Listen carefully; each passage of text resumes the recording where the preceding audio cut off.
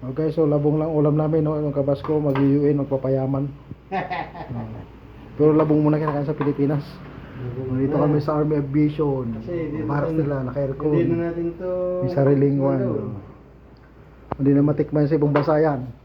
Ibang labong doon. Nasaan yung kaldero? Ito yung baras ng mga kabas namin dito. Aviation, naka-aircon. Yan, ETR. Sa labas, napi. Doon ako sa kabilang kwarto.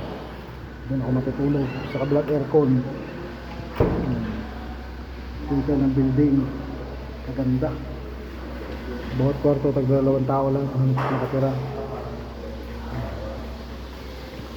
Ito, nagluluto ng aming ulam. Pero City sa Kaper Sargin, Nunag. Yung kape. Kape doon. No? Mag-itim ako. Ha? Umitim ako sa kape. Puti ba yun? Tilapia. Di ba? Sundikot nila. Ganda. Gata, yan. Oo. Ito, patakit ng tubig. Ito nag-park yung ating bike. Yan ang aircon si Pro Centralize. Snappy sila dito. Kami lumaki sa duyan sa bundok. Mga operating troops. Nag-medical kami ngayon dito sa Fort Magsaysay sa AFP at promotion.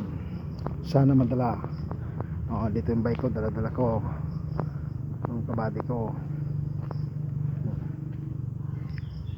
Sana yung kabady kong isa, nawawala na naman si Jennifer. Dito kami lahat. Kasama namin ang mag-UN. Nagmi-medical. Isang bus sila. Dito ang dati kong unit na graduate ng aircraft mechanic at aircraft maintenance. Yan dito. Malapit na umulan guys. May tabi na yung helmet.